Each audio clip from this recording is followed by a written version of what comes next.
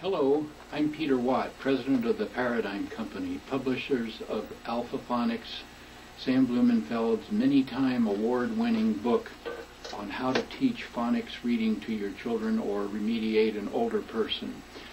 Today I want to tell you about a new product that we have that will help you in using your Alpha-phonics book. We now have a complete workshop that Sam Blumenfeld did for homeschooling families, where he goes through all 128 lessons in the Alpha-phonics book, lesson by lesson. He does work on the felt board, and he goes through all the details and nuances lesson by lesson as you follow along at home with your book, so that you will be able to get the most out of your materials. One of the good things about the CD-ROM is that you can select the lesson area in which you want to work, so you can concentrate on particular selected lessons if you need to do that to emphasize them. Alpha-phonics is a very simple to use, effective and inexpensive phonics reading program, and we have priced, and it's the same $29.95 it's been for over 13 years without a change in price.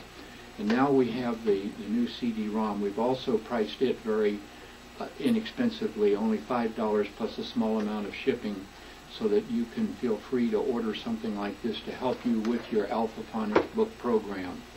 What you're about to see on the after this is about 6 lessons selected from the workshop, the CD workshop.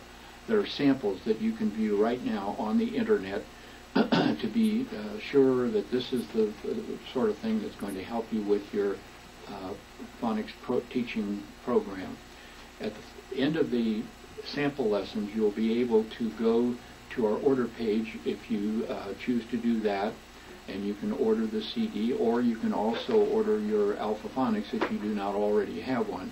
Or if you choose, you can select going back to our homepage, where you'll be able to get information about all the other products we have to teach reading, writing, arithmetic, and grammar. We wish you the best of results in your program. Thank you.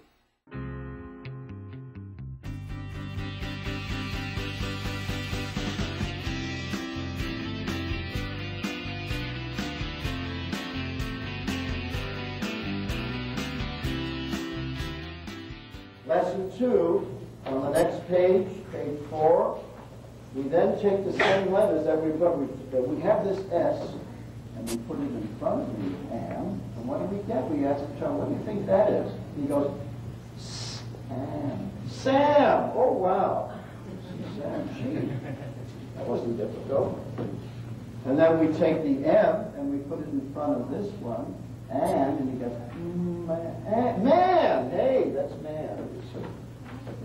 And let the kids see if they can figure it out by themselves. And so that's always very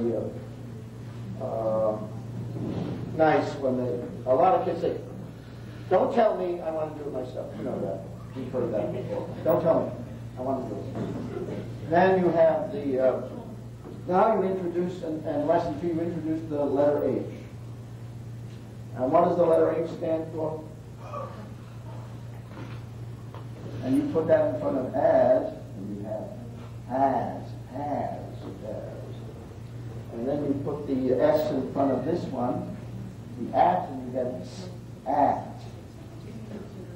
And then you put the T in front of, and you get ass. And now you have your first lesson in civics or in economics or whatever you want to do, or what a tax is.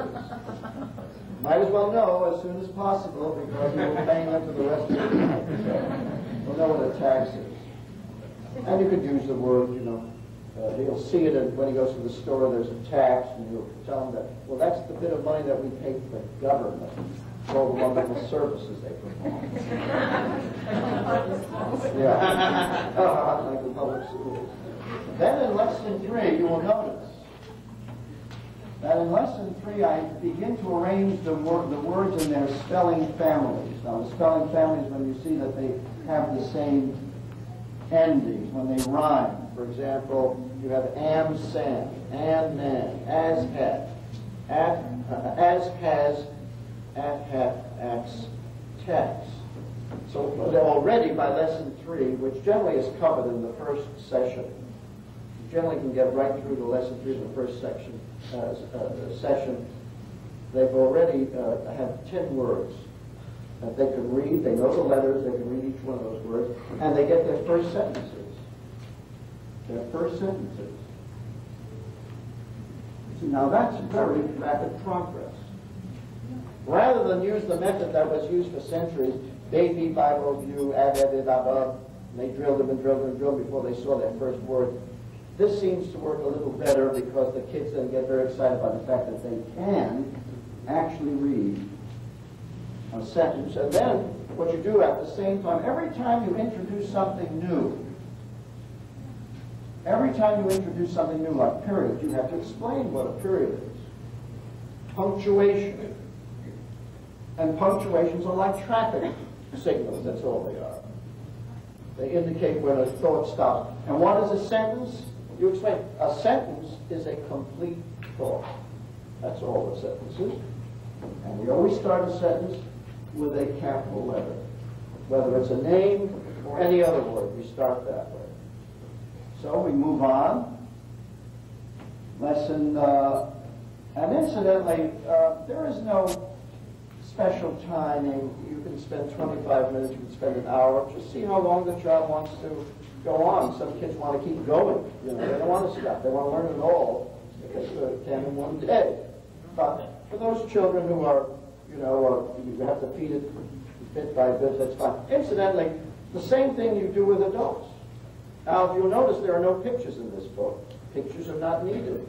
They didn't have pictures in Roman times. They didn't have pictures in colonial times, very small little cuts occasionally, but pictures are not needed. And the adult doesn't want to see Mickey Mouse all over the place. Adults don't want to be babyfied. This is the way to teach reading to anybody of any age, and you don't want to insult the intelligence of your youngsters either. One of the horrible things about modern society is how we are babyfying everybody.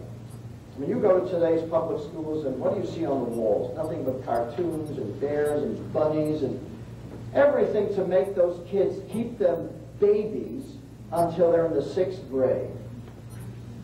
I mean, they are babyfying America. And so kids never really develop in this country. And so that's another good reason why not to use any of these pictures and cartoons. They're not needed. In lesson 4, we teach the letter D, and we teach the capital D as well as the small d.